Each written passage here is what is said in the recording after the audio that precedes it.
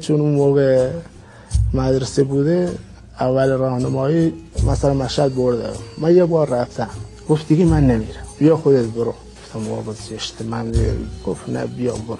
ما بالاخره همون اسمو نوشتیم رفتیم قم و مشهد هم رفتیم تو اون چیزا مثلا بریم ما اونجا یه مریضی داشتیم بذار برم مثلا پیش دکتر ببینم مریضی مثلا چی میگه. رفتیم مثلا پیش دکتر بهش گفتم مثلا دکتر من این مریض رو دارم پرسید از کجا میای هیچ کار میکنی هیچ کار نمیکنی. سن سال بنده خدا داشت گفتم بلوچستان اومدم جلوترم اومدی گفتم نه. گفت آقا یه چیزی بهت بگم میری انجام بدی.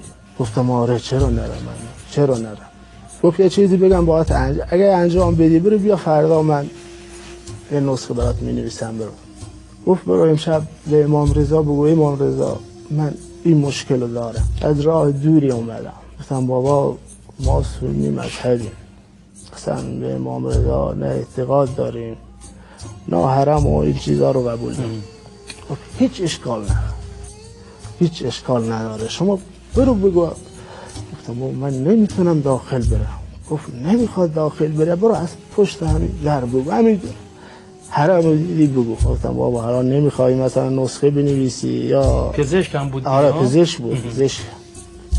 دیگه برگشتم گفت حالا برم پیش یه دکتر دیگه گفت حالا بذار فردا میرم دوباره پیش همین یکی.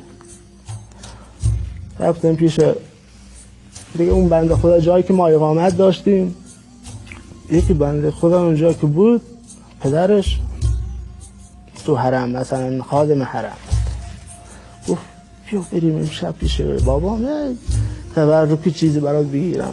گفت بابا ما اهل سنتیم نمیتونیم بیایم. بابا اشکال نداره هیچ کی نمیدونه ما میریم.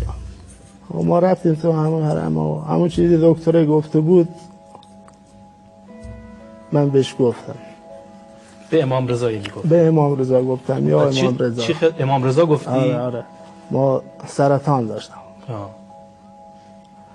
یا سرطان خون داشتیم گفتیم همچین مریضی دارم واقعا اگه شما شفا میدی یا مثلا شیعان گفتن شما شفا میدی شما مثلا آرزو برآورده میکنی مثلا یاور محرومان اگه واقعا همچین چیزی هست حالا من اومدم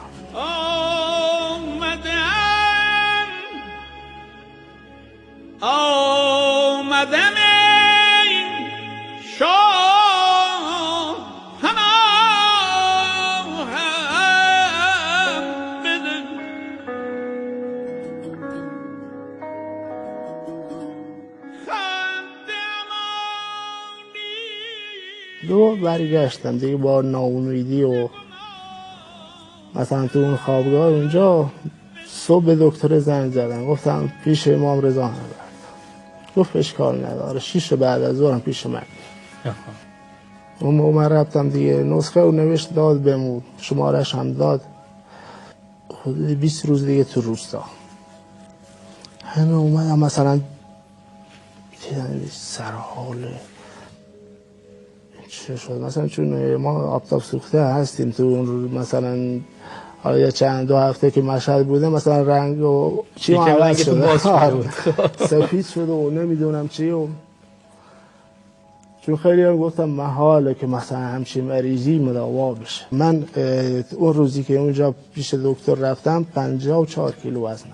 خب 54 کیلو وزنم بود. من امروز 84 کیلو هم. دیگه من هیچ دارویی هیچ دکتری هیچ مثلا هیچ کجا اصلا نرفتم.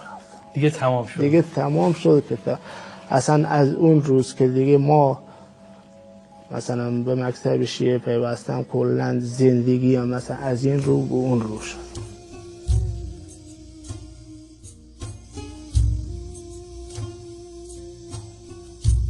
آقای بامری چی شد؟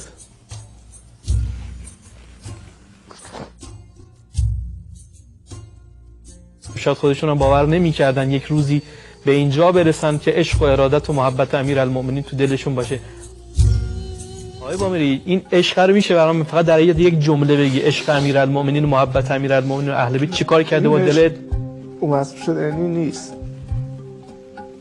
ما اگر امام حسین رو بشناسیم، جانمون، مالمون، ناموسمون در راهش میدیم که حداقل یه شب در روزه شرکت کنیم. این نیست که ما همینجوری بگیم ما روزه میگیریم، میریم مثلا